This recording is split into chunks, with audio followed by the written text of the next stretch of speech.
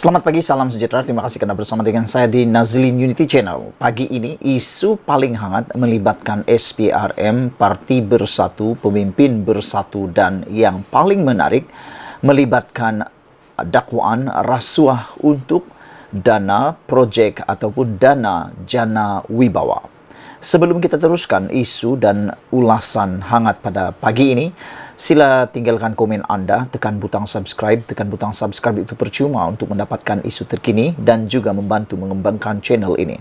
Baiklah, saudara-saudara sekalian, hari ini segala persoalan hampir terjawab 100%, walau bagaimanapun belum lagi 100% persoalan terjawab. Mungkin baru 80% terjawab persoalan-persoalan mengenai projek penyelewengan rasuah yang didakwa berlaku di dalam jana wibawa, salah pula disebut. Hari ini disahkan Wan Saiful, Pemimpin Bersatu, disahkan didakwa di Mahkamah Tinggi. Wah, ini gara-gara dakwaan menerima rasuah sebanyak Rm6,9 juta. Belum bersalah tetapi sudah didakwa.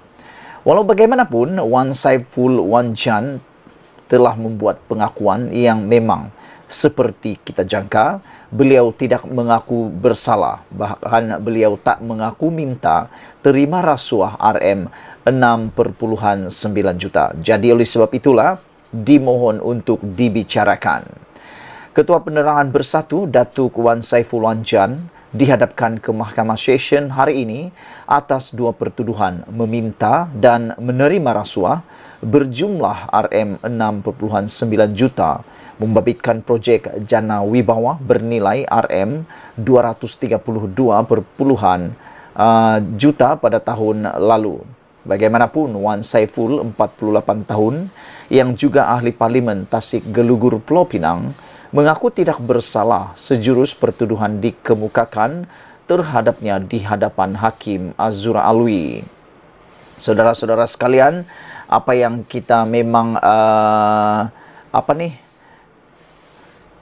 kagum ialah apabila SPRM melakukan tugasan begitu tangkas cepat, sehinggakan dakwaan telah pun dibuat. Selepas siasatan hari demi hari, dalam beberapa minggu, akhirnya ada orang yang mula disiasat dan juga dinyatakan bahawa Wan Saiful sebenarnya bersama seorang ahli perniagaan juga yang mesra bersatu telah didakwa di mahkamah hari ini. Seruhan Pencegahan Rasuah Malaysia SPRM dijangka akan mendakwa Ketua Penerangan Bersatu yang telah didakwa pun hari ini ketika agensi itu sedang menyiasat kewangan parti berkenaan. Sumber SPRM mengesahkan ahli Parlimen Tasik Gelugur itu telah ditahan dan akan didakwa di mahkamah hari ini berhubung inisiatif jana wibawa. Beberapa sumber Bersatu juga mengesahkan kepada Malaysia Kini bahawa Wan Saiful telah pergi ke ibu pejabat SPRM di Putrajaya hari ini untuk membantu siasatan. Satu sumber berkata dia telah pergi ke pejabat SPRM pada jam 8 malam dan tidak dapat dihubungi sejak itu. Dijangka turut didakwa bersamanya pagi ini ialah seorang ahli perniagaan iaitu Adam Razlan yang sebelum ini telah ditahan reman beberapa hari untuk proses siasatan oleh SPRM. Sementara itu, jemputan akhbar daripada SPRM menyatakan dua individu akan didakwa di Mahkamah Kuala Lumpur berhubung kes jana wibawa pada pagi ini. Kedua-dua individu itu tidak dinamakan seperti amalan biasa dalam jemputan sedemikian. Penangkapan itu dibuat ketika siasatan terhadap akaun Bersatu dan inisiatif kerajaan semasa era Presiden Bersatu, iaitu Muhyiddin Yassin menjadi Perdana Menteri. SPRM telah pun membekukan akaun Bank Bersatu dan menyoal Muhyiddin pada 16 Februari selama berapa jam berhubung jana wibawa. Program jana wibawa atau program jana ekonomi pemerkasaan kontraktor Bumi Putra Berwibawa diperkenalkan untuk mempercepatkan pelaksanaan projek dan memacu pemulihan ekonomi negara pasca COVID-19. Ia juga bertujuan meningkatkan kemampuan kontraktor Bumi Putra untuk membantu mereka menjadi lebih berdaya tahan dan berdaya saing. Dalam perkembangan berkaitan, Menteri di Jabatan Perdana Menteri Undang-Undang dan Reformasi Institusi, Azalina Othman Said berkata, beberapa senarai surat setuju terima SST yang dikeluarkan menerusi projek di bawah program Jana Ekonomi Pemerkasaan Kontraktor Bumi Putra Berwibawa Jana Wibawa adalah melibatkan ahli keluarga pemimpin utama parti politik tertentu. Bagaimanapun, menurut beliau, Suruhanjaya Pencegahan Rasuah Malaysia SPRM setakat ini belum dapat mengenal pasti nilai sebenar projek itu. Beliau berkata SPRM telah menjalankan siasatan terhadap isu berkaitan tender rundingan terus, antaranya projek di bawah Jana Wibawa yang melibatkan projek pembangunan dan infrastruktur. Sebanyak 56 projek telah mendapat SST dan keseluruhan projek tersebut bernilai RM 6.3 bilion. Katanya menerusi jawapan di Parlimen hari ini kepada pertanyaan ahli Parlimen Bagan Lim Guan Eng yang bertanyakan berapa banyak projek yang terlibat dalam salah guna kuasa dan apakah nilai projek tersebut. Ikuti terus ulasan selepas ini. Selamat petang, salam sejahtera. Terima kasih kerana bersama dengan saya di Nazilin Unity Channel. Kalau kemarin isu paling hangat membabitkan pengesahan daripada SPRM bahawa Muhyiddin Yassin ialah antara suspek yang disiasat untuk isu Jana Wibawa. Hari ini SPRM juga tampil memberikan kejutan yang lebih besar melalui Ketua Pengarah SPRM iaitu Tan Sri Azam Baki. Walau bagaimanapun, ianya juga mengaitkan dengan Tengku Zafrul. Sebelum kita teruskan ulasan pada petang ini, mohon kiranya anda tekan butang subscribe. Tekan butang subscribe itu percuma. Saudara-saudara sekalian, SPRM menyatakan bahawa jangan buat kesimpulan mereka adalah saksi ataupun suspek. Ini merujuk kepada apa yang telah ditularkan, apa yang telah dinyatakan oleh Muhyiddin Yassin sebagai beliau kata beliau bukan suspek di dalam siasatan SPRM baru-baru ini. Sehingga kan SPRM juga tampil mengesahkan bahawa Muhyiddin Yassin adalah sebahagian ataupun antara suspek.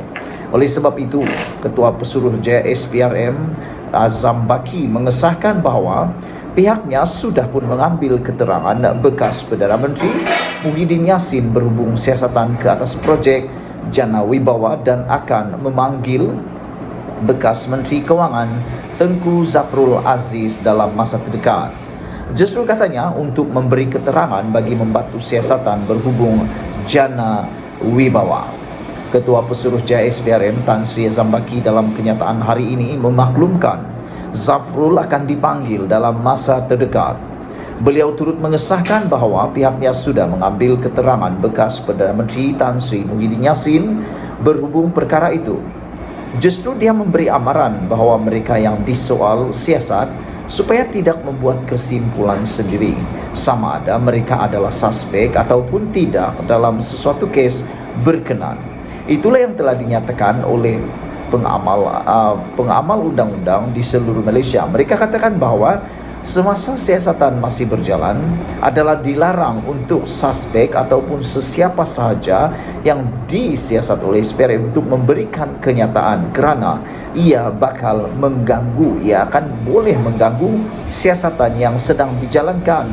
Oleh sebab itulah Tan Sri Azam Baki memberikan amaran bahawa mereka yang disoal siasat supaya tidak membuat kesimpulan sendiri sama ada mereka adalah suspek ataupun tidak dalam sesuatu kes berkenaan. Siasatan sedang dijalankan dan adalah tidak wajar untuk individu yang dipanggil memberi keterangan membuat kesimpulan sendiri sama ada mereka dipanggil sebagai saksi ataupun suspek, kata Azam Baki. Azam Baki berkata mengikut Seksyen 30 dalam kurungan 1 kurungan E Akta SPRM tahun 2009, pegawai Suruhanjaya yang menyiasat kesalahan di bawah akta ini boleh memerintahkan mana-mana orang supaya hadir di hadapannya bagi maksud diperiksa secara lisan berkaitan apa-apa perkara yang mungkin dapat pada pendapat beliau membantu siasatan. Mereka harus menunggu sehingga siasatan selesai sebelum memberikan komen tentang siasatan oleh penguatkuasa, kata beliau lagi.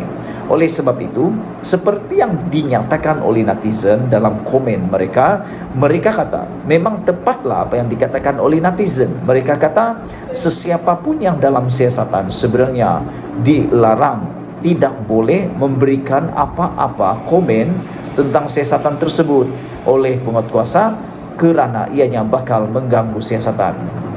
Semalam media melaporkan Muhyiddin adalah antara individu yang disiasat berhubung projek Jana Wibawa, dan Presiden Bersatu itu dilaporkan sebagai berkata SPRM memanggilnya untuk memberi kenyataan, bukan sebagai suspek.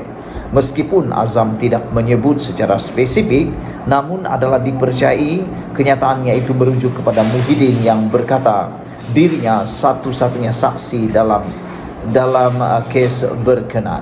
Saudara-saudara, jadi oleh sebab itulah amatlah kita setuju kalau semua orang yang di dalam siasatan SPRM melibatkan Jana Wibawa ini dapat menghentikan apa-apa kenyataan yang berkaitan, dapat menghentikan apa-apa kenyataan yang berbentuk spekulasi, kerana menurut sumber apa-apa bentuk siasatan yang berbentuk spekulasi adalah dilarang sama sekali. Sebelum kita berpisah, sila share video ini. Kita jumpa lagi. Bye-bye.